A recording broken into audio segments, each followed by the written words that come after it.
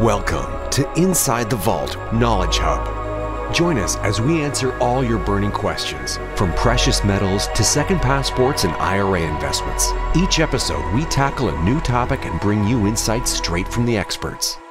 Let's dive in and unlock the knowledge together. Welcome to the Strategic Wealth Preservation Inside the Vault Knowledge Hub.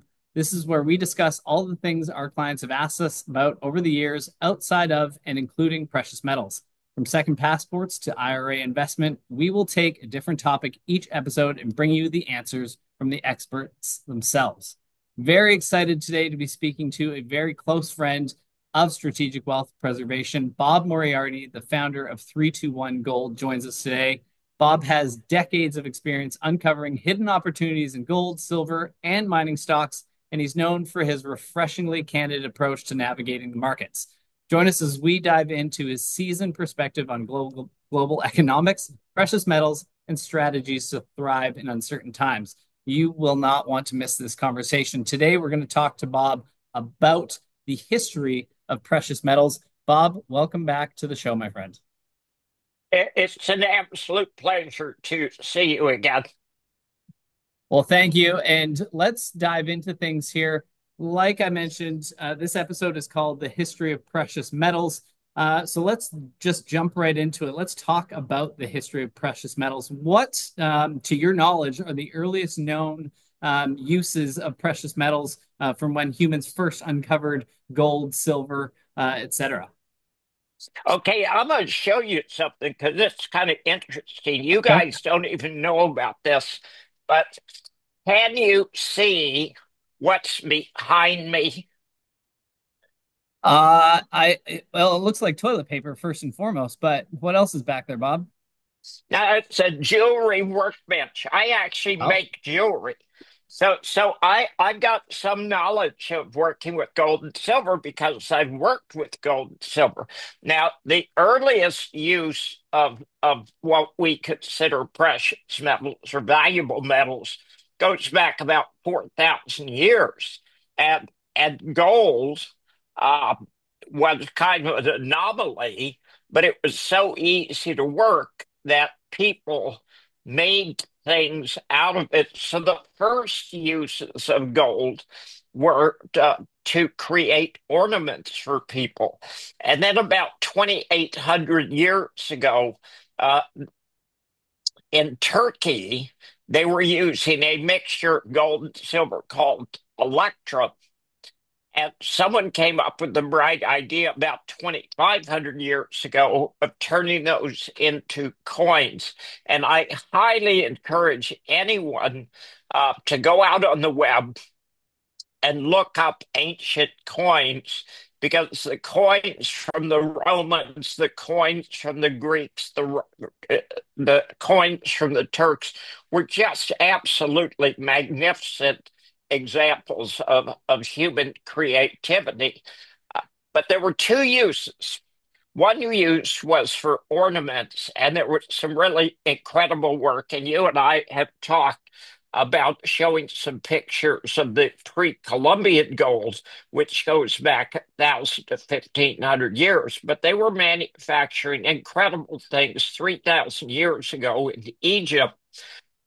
And then at 2,500, they developed the ability to separate gold and silver from electrum. And they started making coins. And that was one of the biggest changes in economic history, was the use of gold and silver to exchange value. Just to kind of to play off of that, Bob. So you mentioned, ornaments being the first real use case for gold. And then as we progressed as a civilization, we started using it as a means of exchange. And I've read previously that, civilizations, before they had methods to communicate, across borders or across land masses or water, humans all over the globe were using gold as a medium of exchange. And it's interesting that we all found a similar use case for gold. I read somewhere that it's actually ingrained in our DNA somehow. that we are predisposed to gold. We're attracted to it. So just an interesting study that I had read. To follow up on that, can you highlight any significant historical events or periods that shaped the use and perception of precious metals in general? Well, you've got the Greeks and the Romans who Right. started the widespread use. The original coins were made in Turkey, in Western Turkey, from electrum. And then about 2,500 years ago, they developed the ability to separate gold and silver. So they had gold coins, they had silver coins. And certainly, I think some of the greatest examples of ancient coinage came from the Greeks and from the Romans. And literally, the entire expansion of the Roman Empire was based around the search for gold and silver. And that's been true for 2,000, 2,500 years. Yeah, it's fascinating. Just to kind of again play off that, how did discovery of new sources of precious metals, how did that impact kind of global trade and economies in the past to present day? Let me give you, I think, the best example, and this is something that most of your viewers are going to be familiar with, and that is the Spanish conquest of Central and South America. And they started discovering silver in Mexico about 1522, and I think silver was discovered at Potosi around 1542. Potosi produced somewhere between 2 and 3 billion ounces of silver. It was the biggest silver project in history, and it's still in production. And there was a three-way trade. The Spanish produced the silver at Potosi. They took it to Veracruz, put it on ships, and sent it to the Philippines. And then from Manila, they sent it to China. And in China, they traded the silver for China silk and tea, and they sent that to Europe, and they also sent it back to South America. Now, the gold virtually all went to Spain, but most of the silver actually ended up in China. And if you go back to the opium trade and the Opium War between the UK and China, it was not actually about opium, it was actually about silver. Because the English looked at it around 1780 or 1790. They saw that silver flowing into China and said, gee, wouldn't it be nice if we could get some of that silver? So they came up with opium as a way to trade with China. And the Chinese government was against the importation of opium because they understood it turned the people who used it stupid.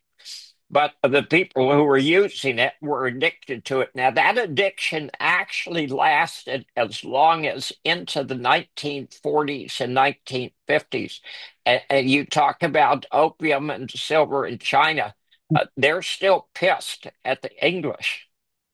Huh, that's I've learned something today that there's a correlation between opium and silver. I'm definitely going to read up on that a little bit more. Now you've kind of brought us to that 1940s, 1950s. Let's talk about, gold and silver and precious metals in general in the present day. We see precious metals much more as a store of value, something that purchase and tuck away in a safe or in a storage facility. Where do you see precious metals being on the map currently? What are the main use cases? Where do you see the industry as a whole? Are you kidding? $35 trillion in debt, and you wonder about the role of gold? Right. Are you kidding? I'll tell you what I would like to do, and this is especially germane with the fundamental bankruptcy of the debt-based system of the West. Let's go back to Napoleon, Yeah. 1789. okay, because of the French involvement in the American Revolutionary War, it bankrupted Louis XV. So we had a situation where France was bankrupt and the people in Paris literally could not afford bread. So they revolted and they overthrew the aristocracy and the church.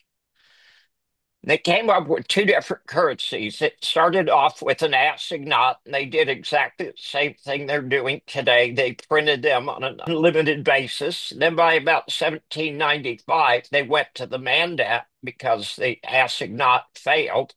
And then a French colonel took over at 1796. So he restored order. But he killed a lot of people too. Nobody ever talks about this. We know about the 35,000 people, the aristocrats who lost their heads, but nobody talks about the fact that Napoleon Bonaparte took power through the use of rifles and bayonets. Somebody pointed out something to me that I never knew. Napoleon financed all his wars with the use of gold and silver. He restored honest currency to France, and it led to a golden age of France for about 80 years. And strangely enough, he did it by selling the Louisiana Purchase to the United States and demanding payment in gold and silver. So gold and silver have had a long history of restoring balance to bankrupt financial systems. Now, anybody who looks at the debt in the United States, and you could celebrate the election of Donald Trump, but the fact of the matter is the debt still matters.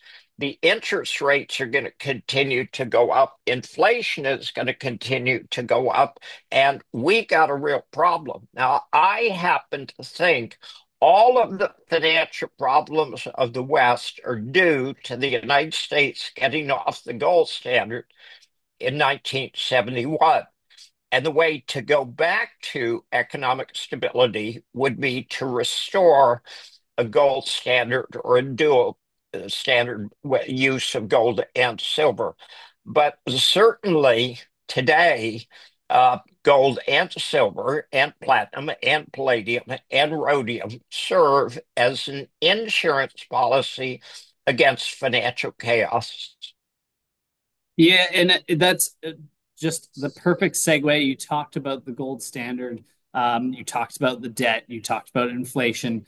We're starting to see, obviously the US has a vested interest in keeping the dollar strong and alive, but we're starting to see other countries around the world form these little groups that are interested in, de-dollarizing and reintroducing potentially a gold standard or a gold-backed currency. Obviously, talking predominantly about BRICS. What do you think of that? Possibility? Do you think it's something that is likely, or do you think it, is much more difficult to re-implement than they would hope? Well, here's the deal. Certainly in the West, nobody wants to go to a gold standard Right. because not having a gold standard is a great way to steal. And that's exactly what the military-industrial complex is about, is stealing from the taxpayers to pay for wars that we can't possibly afford. Well, the United States is bankrupt. The unpaid uh, debt over the next 50 years is in excess of $200 trillion. Okay, we can never pay that back. We're going to have a crisis at some point, and people are going to be running around looking for a solution. And quite bluntly, the solution's right in front of it, and that's to restore gold as honest money. I said something. I think I invented it. I'm going to take claim for it We'll anyway. give it to you. But you can't. Well, thanks. I appreciate that. You cannot have an honest economy without having honest money. And if we go back to honest money, people are going to realize how nice it is to have a stable financial system. We essentially had very little inflation from about 1790 until 1970. And the stability, not of the dollar, but stability of the economy in general was absolutely fabulous. And since 1971, every country in the world has gone on this spending binge that they simply cannot afford. Now, the election is really interesting because this was a vote against the woke green energy EV stupidity, none of which works in a financial basis. And certainly, and you've raised the issue of BRICS. BRICS is a revolution against the debt-based system of the West. There's this basic conflict going on between the debt-based system of the West and a resource-based system of the East, and they want sanity. And I believe that they're going to prevail. And I believe that there will be some kind of a gold-backed system just simply because it works. That's, a really succinct way of putting things, and I do appreciate it a lot to consider there. Bob, this has been a super insightful conversation, a really good look into the history of precious metals in general. We thank you very much for your time. Anyone out there who's watching and interested in learning more about Bob's work, visit 321gold.com or 321energy.com. And there's just an absolute wealth of knowledge there. Bob, thank you very much once again for joining us.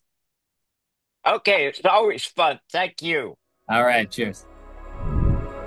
Thanks for tuning in to Inside the Vault Knowledge Hub. We hope you enjoyed today's episode and found it to be insightful. Be sure to subscribe and share your thoughts with us. Join us next time for more expert advice and answers to your questions. See you next time on Inside the Vault Knowledge Hub.